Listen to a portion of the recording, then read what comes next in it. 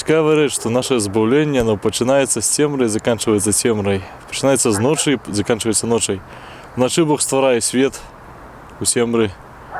Ніч визволення Ізраїля, це ніч, коли виходять з Єгипту, з-під влади фараона. Ніч народження Христа, ніч надії, яка приходить на землю, утіловлене Слово, яке збавляє людей так само вночі своє воскресіння. І цікаво, що святий Павел у першому листі до Коринтян, сьогоднішнє друге читання, так само каже, що та подія, яку святкуємо, відзначаємо, це перша свята мша, яка відбулася. Навіть у цей час початку Тридуму, у Великий Четвер, так само відбувається вночі. Та таємнича ніч.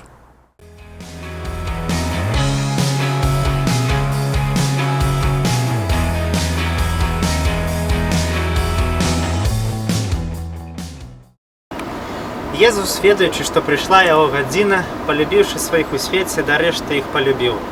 Калі мы ўзгадваем сцэну апошняй вячэры, звычайна у нашых галавах паўстае вобраз, намаляваны Леонардо да Вінчі. 12 мужчын, все прыгожа апранутыя, пасярэдзіне сядзіць Езус, вось цела маё, вось кроў мая.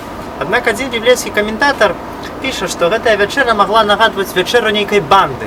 Яшчэ за некалькі раздзелаў да гэтага моманту там бачна, вучні пачалі дзяліць становішчы, спрачацца, хто лепшы. Все яны купаліся ў славе Хрыста, который распраўляўся з найлепшымі тэолагамі таго часу. Ніхто з іх не паспрабаваў устрымаць Юду перад ўсёй гэтай катастрофай. Калі ён выйшаў з апошняй вячэры, ніхто не ўстаў і не сказаў: Юда, застанься. І вось Езус глядзіць на всю гэтую банду і дарэшты іх любіць. Ён любіць іх гэтаксама, як любіць кожнага чалавека, не гледзячы на ўсе недапрацоўкі, недахопы. Езус любіць кожнага чалавека, і гэта максіма сягае так высока-высока, як сягае Божая хвала.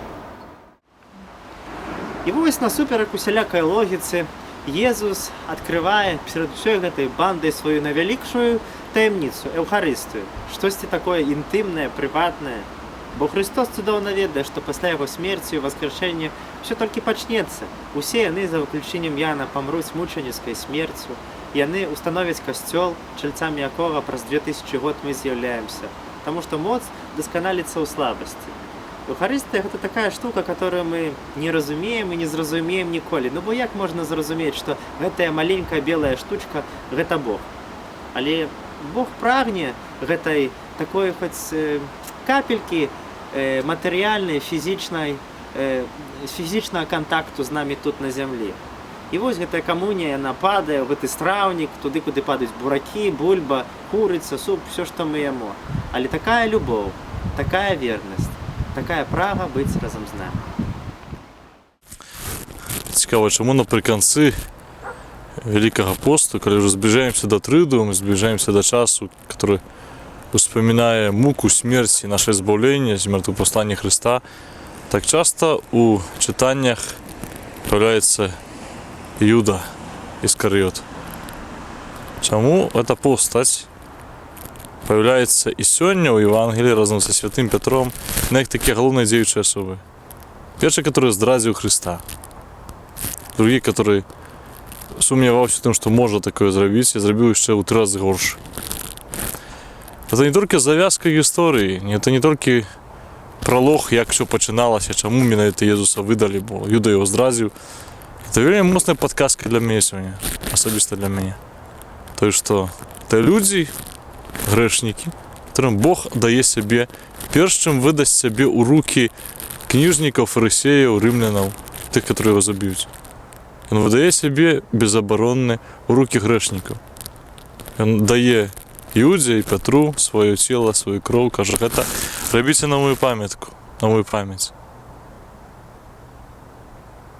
На пам'ять того, що тут буде. І це велика надія для мене, що Бог збирає грешників, які недооценили цього дару, який їм дав, дару себе самого, які після таки, може, зрозуміли. Один з них згодився на пробачення Боже, вибору Христа і став фундаментом Костьола. Другі по неведомым причинам, таємничим причинам не хотів прийняти ад Адару і застаўся ў сваёй самоце, без Хрыста, без любові, без прабачэння. Это знак для мяне, я думаю, што не толькі для мяне, то, што Бог аддае сябе ў таямніцы Еўхарыстыі, ў таямніцы святой мшы ў рукі грэшнікаў, без варункаў, радыкальна. Вот такая любоў на сябе аддае, не баіцца аддаць сябе аж да смерці.